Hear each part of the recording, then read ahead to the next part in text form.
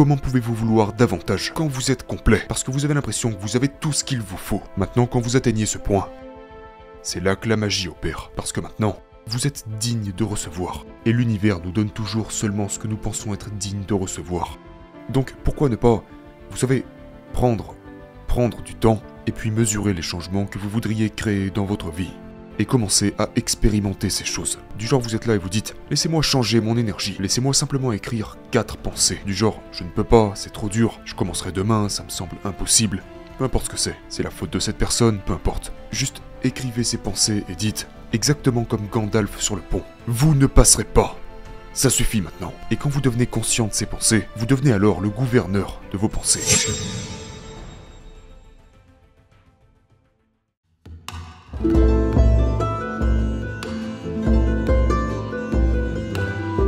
Tout commence par une pensée. Je veux dire, pour tout ce que vous faites dans votre vie, vous devez avoir une pensée avant de pouvoir lancer une action. Donc, si vous croyez que vos pensées ont quelque chose à voir avec votre destinée, genre, tous les grands leaders de l'histoire ont compris cela. Là, la première chose que vous devez faire est de décider si vous voulez être défini par une vision du futur ou si vous voulez vivre à travers vos souvenirs du passé. Je vais vous donner un exemple. La plupart des gens se réveillent le matin et notre cerveau est un enregistrement du passé. C'est un artefact de tout ce que vous avez appris et expérimenté jusqu'à aujourd'hui. C'est une banque de données. Mais donc, la plupart des gens se réveillent le matin et commencent à penser à leurs problèmes.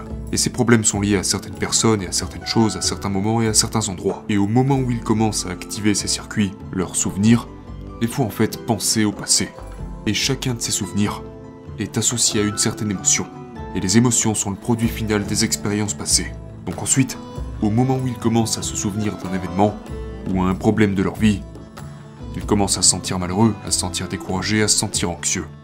Maintenant, les pensées et les sentiments sont le langage du corps. Et la manière dont vous pensez et dont vous vous sentez crée votre état d'être. Le truc, c'est que l'état d'être de la plupart des gens quand ils commencent leur journée se base sur leur passé familier. Et donc, si vous vivez dans votre passé familier, il devient alors logique que vous allez vous créer un avenir prévisible. Et donc, ce qui se passe pour la plupart des gens, c'est qu'ils sont coincés dans leur biologie. Pensez à ça. Votre corps représente votre esprit inconscient. Et il ne connaît pas la différence entre une expérience dans votre vie qui crée une émotion et une autre émotion que vous pouvez créer par votre pensée.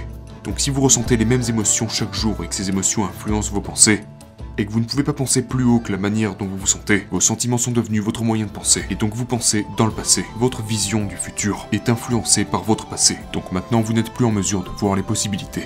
Le challenge provient du fait que la biologie a tendance à être redondante. Donc si vous continuez à entretenir les mêmes pensées, et que ces pensées commencent à déclencher certains circuits dans votre cerveau, les cellules nerveuses que vous stimulez continuellement commencent à se connecter ensemble. Et en même temps, ces pensées produisent des substances chimiques appelées émotions. Le truc du coup, c'est que votre corps s'habitue à vivre selon les mêmes émotions. Et ça pourrait être la culpabilité, ça pourrait être le malheur, ça pourrait être la douleur, mais au moins cela vous est familier. Au moins vous pouvez le prévoir. Donc, certaines personnes préfèrent s'accrocher au familier plutôt que de tenter leur chance dans l'inconnu. 95% de vos pensées sont des programmes subconscients, d'accord? Donc vous n'êtes même pas conscient que vous pensez à ces pensées. Et la première étape pour changer cela est de commencer à prendre conscience de ce dont vous pensez pour pouvoir le changer. Et puis quand vous commencez à observer vos pensées, vous n'êtes plus le programme, vous êtes la conscience. Simplement en étant l'observateur de vos pensées. C'est ça. La plupart des gens pensent que quand ils font ça, quand vous décidez de jeter un coup d'œil vers vos pensées, c'est comme allumer une allumette dans un endroit sombre. Mais comme ça vous met mal à l'aise, il est bien plus tentant d'allumer votre télé. Il est bien plus tentant pour vous de jouer avec votre téléphone portable, pour vous distraire de ces sentiments. Mais quand vous comprenez que le changement requiert un certain degré d'inconfort et qu'il est indispensable que vous laissiez le connu derrière vous pour pouvoir entrer dans l'inconnu, cela vous mène à la question de savoir quelles pensées voulez-vous déclencher et intégrer dans votre cerveau. Parce que votre attention sur ces pensées commence à réorganiser les circuits. Nous façonnons notre cerveau.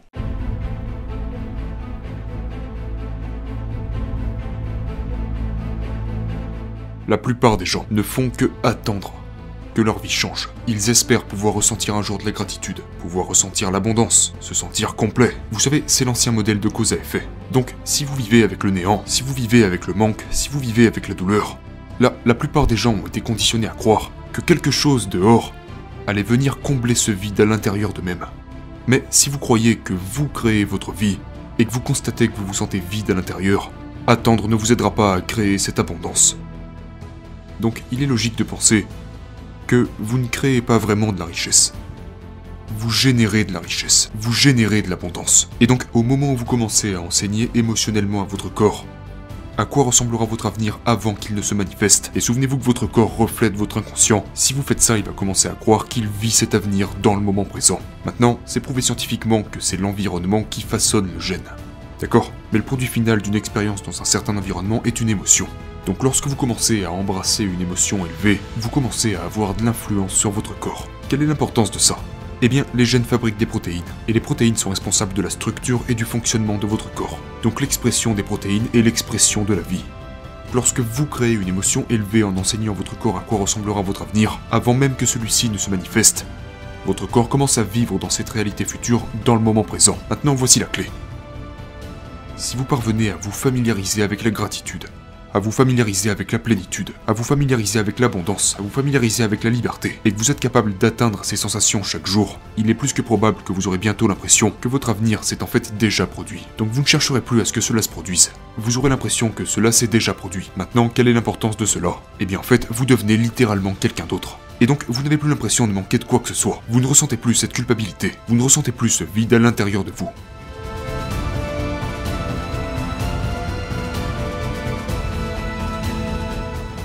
Votre personnalité est littéralement façonnée par la manière dont vous pensez, dont vous agissez et dont vous vous sentez.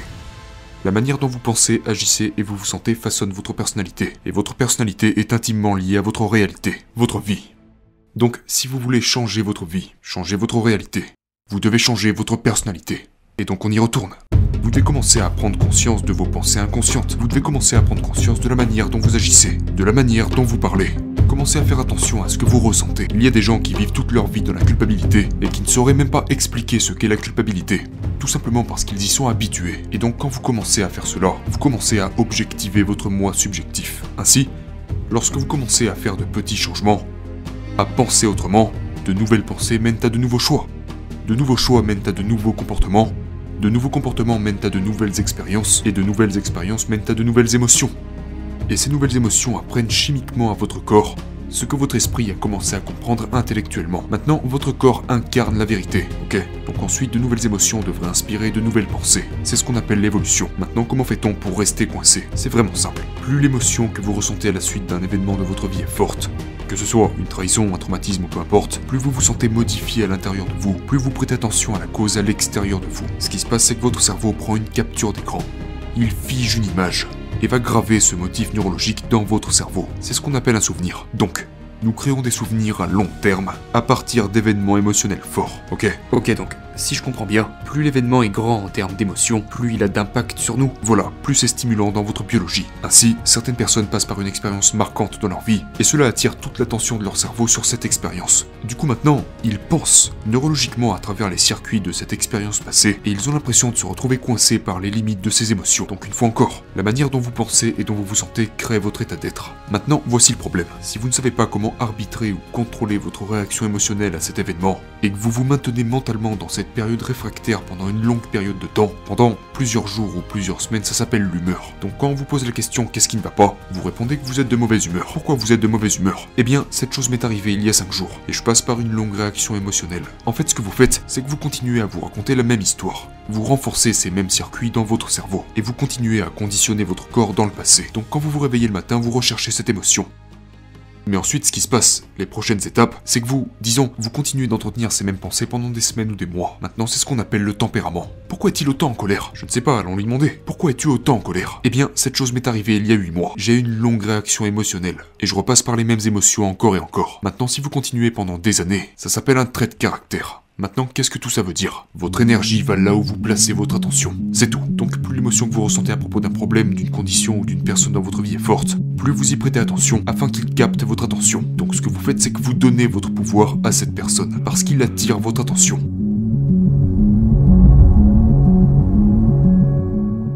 Maintenant, quand une personne décide vraiment d'être définie par une bonne vision du futur, plutôt qu'un mauvais souvenir du passé, toute sa vie change, mais le plus difficile à ce sujet, c'est de prendre conscience de ça et de ne plus faire les mêmes choix inconscients. Donc, si vous réduisez le volume de votre frustration, de votre haine, de votre colère, si vous arrivez à faire ça, si vous parvenez à réduire le volume de ces émotions, vous détournez votre attention de ces choses, de ces problèmes ou de ces personnes. Ce qui signifie que vous commencez à briser ces liens énergétiques et à reprendre possession de votre plein pouvoir. Vous récupérez votre énergie. Maintenant, si vous n'arrivez pas à baisser le volume de ces émotions, alors détournez simplement votre attention de ces choses négatives. Et à chaque fois que vous détournerez consciemment votre attention de ces choses négatives, que vous devenez conscient de cela, vous ne ressentirez plus ces émotions négatives. Mais le problème, c'est que votre corps, lui, est toujours accro à cette émotion, parce que vous avez utilisé cette personne que vous détestez tant pour continuellement réaffirmer votre dépendance à la haine ou à la frustration. Et si cette personne décède, vous en trouverez simplement une autre. Donc, vous êtes maintenant dans une position où vous commencez à baisser le volume de ces émotions. Mais votre corps va vous dire, attends une seconde, t'as fait ça pendant les 20 dernières années. Ça fait 20 ans que tu fais ça. Et du jour au lendemain, tu voudrais arrêter d'être en colère? Votre corps vous dira, tu m'as conditionné de cette manière. Et le conditionnement est basé sur le passé. Donc, quand le corps ressent un manque de cette émotion, exactement comme un toxico, il va vous dire, hey, ce n'est pas comme ça d'habitude. Du coup, votre corps commence à influencer votre esprit pour qu'il pense à des expériences qui sont gravées dans votre cerveau et qui sont basées sur ces émotions. Donc, vos émotions vous ramènent dans le passé. Maintenant, si nous enseignons à une personne comment échanger cette frustration ou cette haine contre une émotion élevée, elle dira « Oui, mais vous savez, c'est la faute de mon ex » ou « J'ai été trahi par mon partenaire en affaires ». Ok, on sait ça. Alors prenons votre partenaire en affaires, ou prenons votre ex, tiens. Scotchons-les ensemble, mettons-les dans un canon et envoyons-les sur la lune. Maintenant, qu'est-ce que tu vas faire? À un moment ou à un autre, tu devras compter et changer par toi-même. D'accord? Donc vous allez abandonner ces pensées négatives et vous allez commencer à vous entraîner à ressentir de la gratitude. Maintenant, il est fort probable que vous n'y arriverez pas dès le début. Et je vous dirais bien sûr que vous ne pouvez pas, parce que vous ne vous êtes jamais entraîné à ressentir cela. Ça fait des années que vous passez la majeure partie de votre temps à ressentir de la haine et de la frustration. Donc oui, ça va prendre un peu de temps. Par contre, une fois que vous pourrez commencer à ressentir ces moindres mesures de gratitude, quand vous commencerez à ressentir ce semblant d'appréciation, de reconnaissance, la gratitude est une signature émotionnelle. Quand vous obtenez quelque chose, quand vous recevez quelque chose, quand quelque chose vous arrive, quand quelque chose vous est arrivé, vous dites merci, parce que vous recevez quelque chose. Et donc la signature émotionnelle de la gratitude informe votre corps que l'événement s'est déjà produit, que la chose vous est déjà arrivée. Donc au moment où vous ouvrez votre cœur et que vous ressentez de la gratitude, ce qui se passe en fait, c'est que cette émotion dit à votre corps que l'expérience à laquelle vous pensez s'est déjà produite. Et maintenant, cette pensée peut alors pénétrer dans votre corps parce qu'elle est conforme à la loi naturelle. Et vous commencez alors à reprogrammer votre système nerveux autonome à travers un destin très spécifique que vous avez créé. Et vous devez ensuite maintenir cet état d'esprit et de corps le plus possible au cours de toutes vos journées. Et ce, indépendamment des conditions de votre environnement extérieur, indépendamment des envies de votre corps, de ses émotions et situations, et indépendamment du temps. Et si vous y parvenez, alors préparez-vous. Parce que quelque chose de bizarre ou d'inhabituel, certaines coïncidences, certaines opportunités vont atterrir entre vos mains. Et ce sans avoir eu besoin d'aller les chercher. Elles sont venues à vous. La majorité de nos pensées et de nos sentiments sont connectés à notre sexualité, à notre victimisation, à notre culpabilité, notre souffrance, à notre honte, notre indignité, nos doutes, ou à notre importance, ou encore à nos peurs, notre colère, notre frustration, notre haine, nos jugements. Ce sont les 3 premiers centres hormonaux du corps. Et ces 3 premiers centres ont tout à voir avec notre survie. Et ces centres sont des consommateurs d'énergie, qui mènent à l'orgasme, la digestion, le stress. Ce sont de grandes quantités d'énergie que nous puisons dans notre force vitale, dans nos ressources de lumière et d'information. Transformons ça en chimie. Vidons littéralement notre corps de son énergie. D'accord? Donc, vivre comme cela à court terme est acceptable parce que le corps peut revenir à l'homéostasie et restaurer tout ça, mais lorsque nous puisons continuellement dans notre corps, nous n'avons plus assez d'énergie pour la croissance et la remise en état. Vous n'avez plus d'énergie parce que vous vivez constamment en mode survie. Et donc, une fois encore, vous pouvez manger tous les bons aliments, vous pouvez faire toutes les bonnes choses, mais si vous vivez dans l'anxiété et la peur, et que vous regardez votre monde à travers le pire des scénarios, et c'est ce que vous faites quand vous vivez en mode survie, il n'y a plus d'énergie pour la croissance et la remise en état. Il n'y a plus d'énergie pour la guérison. Donc, la majorité de nos pensées sollicitent certains circuits du cerveau qui sollicitent une autre partie du cerveau, le cerveau limbique. Les neuropeptides sont des messagers chimiques qui sollicitent nos centres hormonaux. Donc maintenant, quand vous réfléchissez, vous stockez cela sous forme d'énergie dans ces centres énergétiques. Mais si vous êtes en mode survie, pour quelle raison voudriez-vous ouvrir votre cœur? Ce n'est tout simplement pas le moment d'ouvrir votre cœur. Si vous êtes poursuivi par un T-Rex, ce n'est pas vraiment le moment de méditer, ce n'est pas le moment d'apprendre, ce n'est pas le moment de se connecter à l'univers. Ce n'est pas le moment de communiquer, ce n'est pas le moment de s'asseoir et d'aller à l'intérieur de vous, ce n'est pas le moment d'être vulnérable, c'est le moment de courir et se cacher. Je pense que notre survie a été très adaptative. Parce que si vous êtes poursuivi par un T-Rex, vous n'allez tout simplement pas attendre qu'il arrive et dire « Oh, mignon petit dinosaure, je veux juste te caresser ». Ce n'est pas approprié, ce n'est pas adapté. La peur est adaptative, vous fuyez l'inconnu. vous fuyez les défis, n'est-ce pas? Donc, si vous vivez en mode survie, vous avez de meilleures chances de survivre. Si vous fuyez l'inconnu, et au passage, lorsque vous êtes en mode survie, en ce qui concerne les potentiels infinis dans le domaine quantique, et vous commencez à vous préparer émotionnellement au pire des cas, parce que en faisant ça, vous avez de meilleures chances de survivre, si vous vous préparez au pire. La plupart des gens passent toute leur vie à penser au pire des choses, et à les embrasser émotionnellement. Pendant que vous prenez une pensée et une émotion, ou une image et une émotion, vous modelez, vous conditionnez votre corps, dans quoi? Dans l'anxiété, et dans la peur. Et puis vous continuez à faire ça encore et encore, encore et encore, et donc votre corps fait de votre esprit un esprit apeuré. Et que vous pensiez pouvoir le contrôler ou non, vous finirez par avoir une crise de panique. Et une crise de panique, c'est juste votre corps qui dit « C'est vous qui m'avez conditionné de cette manière. Maintenant, vous avez qu'à essayer de le contrôler comme vous le pouvez, avec votre esprit conscient. Parce que vous avez inconsciemment programmé votre esprit à fonctionner ainsi. Et puis ensuite, vous commencez à penser à quand est-ce que votre prochaine crise de panique se manifestera, et c'est cette anticipation qui vous condamne dans cette boucle infernale.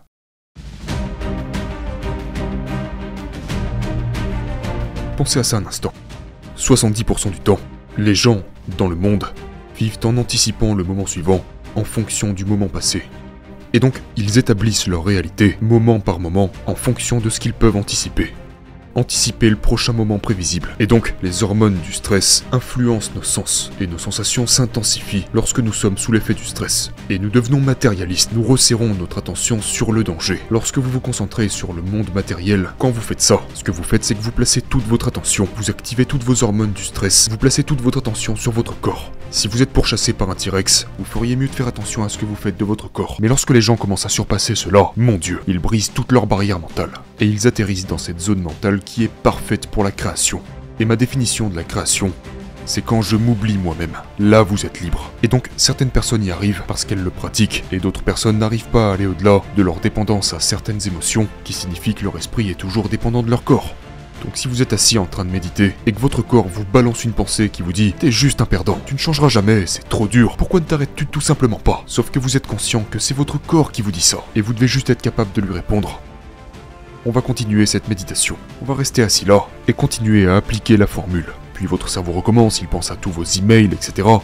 Mais vous revenez toujours dans le moment présent, et vous informez à votre corps qu'il n'est plus l'esprit, mais que vous êtes l'esprit. Et c'est là que votre volonté devient plus grande que ce programme. Et généralement, ce genre de moment est caractérisé par une grande libération d'énergie. Et chaque fois que vous arrivez à faire ça, c'est une victoire. Vous apprivoisez l'animal, le corps est l'animal. Et vous, c'est comme un chien. Vous apprenez à le dresser, vous continuez à faire ça, encore, et le corps finit par acquiescer. Parce qu'il va finir par se dire genre, ça sert à rien d'insister. Et puis, boum, libération d'énergie. Quel est l'effet secondaire? La joie. Votre cœur va automatiquement s'ouvrir. Et ça finira forcément par se produire parce que les petites victoires s'additionnent. Autre chose, il n'y a pas de mauvaise méditation. Il n'y a que le dépassement de soi. Et quand vous vous asseyez avec vos pensées et que vous travaillez sur ça, les gens me demandent « Mais pourquoi méditez-vous chaque matin ?» Et je réponds parce que si j'arrive à me dépasser dès le matin, le reste de ma journée sera facile. Ça sera facile parce que c'est de ça qu'il s'agit. Vous vous maîtrisez. Vous maîtrisez votre vie. Tous ces bavardages que vous entendez dans votre tête à longueur de journée, c'est ce qu'on appelle pour le cerveau le mode de réseau par défaut. Nos recherches démontrent qu'il s'éteint. Il ne s'éteint pas seulement pendant la méditation, il reste éteint pour le reste de la journée. Et en ce qui concerne la voix dans votre tête actuellement qui vous dit que cela n'arrivera jamais, que vous n'avez pas assez de temps, etc., réalisez que cette voix n'est pas vous. Et en faisant ça, vous finirez par avoir un mental clair, où vous pouvez avancer dans votre vie et vous vous faites simplement confiance. Ainsi, lorsque vous commencez à pratiquer, à créer cette cohérence cérébrale et cardiaque, vous pouvez croire en un avenir que vous ne pouvez pas encore voir ou expérimenter avec vos sens, mais vous y pensez suffisamment de fois dans votre esprit qu'il finit en fait par y avoir des preuves physiques dans votre cerveau qui lui donnent l'impression que cela s'est déjà produit. Et vous pouvez donc commencer à comprendre que vous pouvez sélectionner un nouveau potentiel dans le champ quantique, et ensuite, chaque jour, embrasser émotionnellement cette réalité future à un tel degré que votre corps commence à croire que vous vivez dans cette réalité future au moment présent, et vous accédez à de nouveaux gènes et de nouvelles façons de changer votre corps pour lui donner l'impression que c'est déjà arrivé. Maintenant pensez à ça. S'il y a une évidence physique, par la seule pensée, dans votre cerveau et votre corps, qui leur donne l'impression que votre richesse ou votre avenir s'est déjà manifesté, c'est qu'il s'est déjà manifesté, et vous avez déjà changé. Il ne s'agit donc pas de votre richesse, ni de votre santé, ni de votre liberté, mais de qui vous devenez. Donc à force de vous surmonter, de vous surmonter, de vous surmonter, de vous surmonter, vous devenez quelqu'un d'autre. La plupart des gens ne comprennent pas que la vérité, et qu'à chaque fois que vous vous surmontez un peu plus, l'effet secondaire à cela est que vous vous aimez un peu plus. Et donc l'amour-propre n'est plus une question de plaisir ou d'acheter une certaine voiture, c'est quelque chose que vous cultivez en vous-même par vous-même.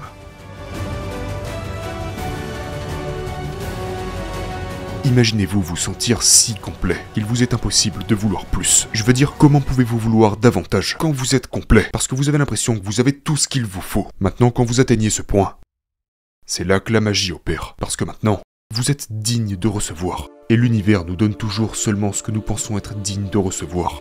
Pour que vous puissiez vraiment commencer à explorer les aspects inconnus de vous-même, vous devez apprendre à aller au-delà des aspects que vous connaissez de vous-même. Et si vous revenez toujours à ce que vous connaissez, vous allez passer à côté de ce que vous ne connaissez pas. Maintenant, vous pourriez dire, eh bien, je ne sais rien de l'inconnu. Et je vous dirai bien sûr puisque c'est l'inconnu. Mais si vous essayez de contrôler ce qui se passe dans l'inconnu, vous revenez au connu. Si vous essayez de prédire l'inconnu, vous revenez au connu. Donc, vous devez passer par ces essais et ces erreurs pour affiner votre attention, affiner votre capacité. Et ça doit juste être quelque chose comme jouer au tennis, jouer au golf, faire des arts martiaux, s'entraîner, faire du crochet, danser la salsa. Vous devez simplement continuer. Bien sûr qu'au début c'est fastidieux, mais quand vous commencez à trouver votre rythme...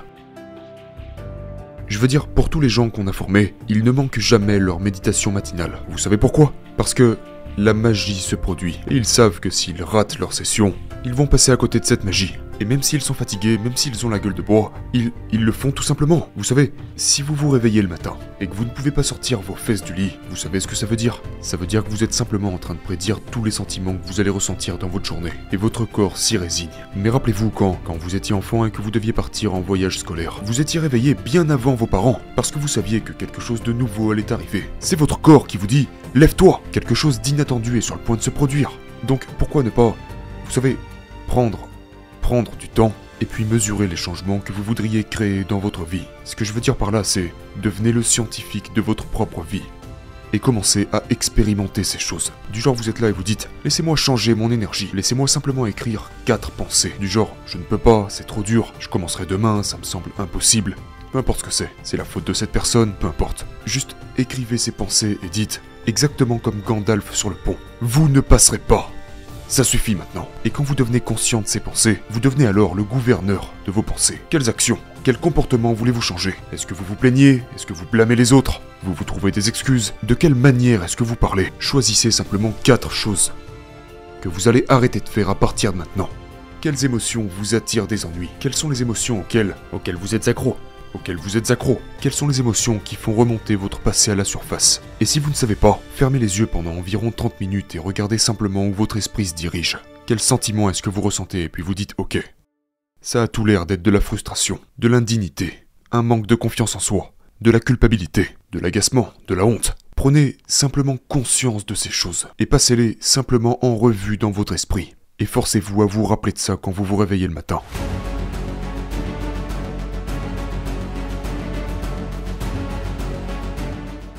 Si le mot méditation revient à la familiarisation, alors, vous savez, les gens disent toujours, vous ne devriez pas vous concentrer sur le négatif. Et je vous dirais, vraiment? Parce que c'est 95% de qui vous êtes. Et vous devez vraiment commencer à démanteler ou à dénaturer cette ancienne personnalité. Ça veut dire que vous devez faire face à toutes les émotions que vous pouvez ressentir dans votre corps. Vous savez, c'est comme, disons que nous sommes au week-end, il est 8h du matin, vous faites votre méditation. Normalement, en semaine, à cette heure-ci, vous êtes sur la route en direction de votre travail. Et pendant votre méditation, vous commencez à ressentir cette colère. Et votre corps est là, genre, t'es sûr qu'on n'est pas en retard? Allez dénicher ces choses qui sont cartographiées dans votre cerveau. La plupart du temps, vous vous énervez pour des choses qui ne sont même pas en train de se produire. Mais gardez bien en tête qu'une fois que vous en prenez conscience, vous êtes vraiment sur la bonne voie. Parce que vous vous entraînez à devenir conscient de ce que vous ressentez, afin de ne plus vivre en pilote automatique. Et cela vous conscientise à un niveau extraordinaire. Cela développe énormément votre conscience. Et vous ne pouvez pas prendre conscience des choses sans énergie. Donc vous devez augmenter votre énergie afin d'y arriver. Sinon vous allez vous consumer. Vous devez d'abord faire demi-tour.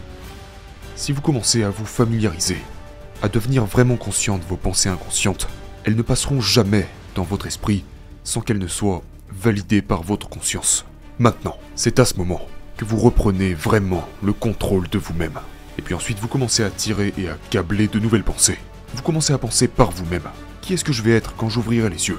Ou comment vais-je faire une différence dans le monde aujourd'hui? Qui est-ce que je vais être? À quel point est-ce que je vais être agréable avec les autres? Comment vais-je grandir? Comment vais-je servir? Comment vais-je contribuer? Quelles sont les choses que je veux vraiment faire aujourd'hui? Et le simple fait de fermer les yeux, et de penser à ces choses, et de passer en revue mentalement ce que vous allez faire encore et encore. Votre cerveau ne sait pas faire la différence. Et quand vous générez ces images mentales, ce que vous faites, c'est que vous commencez à installer le matériel neurologique dans votre cerveau pour donner l'impression à votre corps que vous l'avez déjà fait. Et dorénavant, votre cerveau ne se base plus sur le passé. Maintenant, c'est une carte du futur. Vous nourrissez votre cerveau. Et si vous continuez à faire ça au fil du temps, cela devient le nouveau programme. Vous comprenez ce que ça veut dire? Ça veut dire que vous pourrez commencer à agir comme une personne heureuse. Et il n'y a rien de surprenant là-dedans. Parce que vous avez installé les circuits.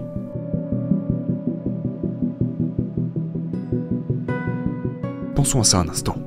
Comment peut-on rendre des pensées plus réelles que la réalité en allant chercher dans le domaine quantique? Ok, fermons les yeux. Déconnectons-nous de l'environnement. Minimisons un maximum les informations sensorielles. Coupons toutes les distractions.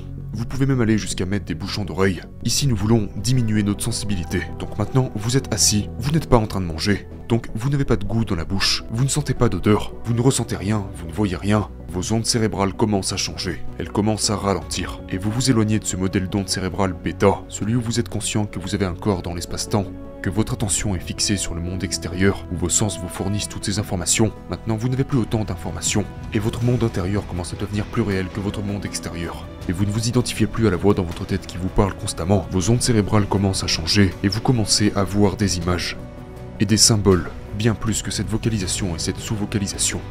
Et votre modèle d'onde cérébrale passe de bêta à alpha. Vous commencez à créer, vous commencez à rêver, à imaginer. Et puis ensuite, ce que vous faites, c'est que vous dites à votre corps que vous allez rester assis là pendant 1 heure, tout en sachant que votre corps a été programmé autrement. Parce que normalement, vous vous réveillez tous les matins et faites exactement la même chose jusqu'au soir. Maintenant, vous dites à votre corps, je vais te rendre malade, je vais te dompter comme un animal. Et vous vous asseyez, et vous restez assis.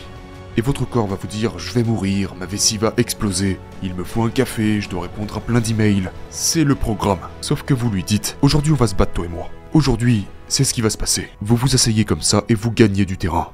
Et votre corps va tout faire pour que vous vous leviez, mais vous continuez à le calmer. Lorsque tu vas commencer cette journée aujourd'hui, tu seras plus agréable avec tes proches, plus affectueux, plus patient, plus présent, parce que vous maîtrisez le moment présent.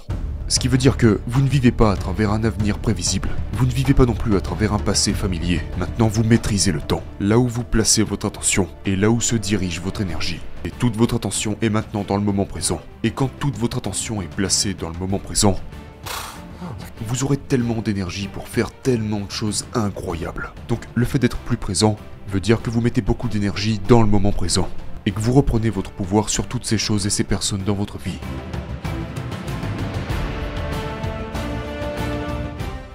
Démystifions la méditation, car elle est entourée de tellement de préjugés. Fermez les yeux. Sortez de votre vie. Déconnectez-vous de votre corps. Déconnectez-vous de votre environnement. Déconnectez-vous de votre emploi du temps. Et accordez-vous simplement 1 heure, ou 45 minutes, ou 20 minutes. Parce que lorsque vous investissez en vous-même, vous investissez dans votre avenir. Et quand vous croyez en vous, vous croyez aux possibilités. Et quand vous croyez aux possibilités, vous croyez en vous-même. Et si vous ne croyez pas aux possibilités, vous ne croyez pas en vous. Et si vous ne croyez pas en vous, vous ne croyez pas aux possibilités. Et quand vous commencez à surmonter tout ça, l'effet secondaire à cela est que tout d'un coup, vous êtes heureux sans raison. L'effet secondaire à cela est que nous devenons plus volontaires, nous devenons plus attentifs, nous devenons plus conscients, plus aimants. C'est juste la nature. Vous savez, nous devenons juste la meilleure version de nous-mêmes.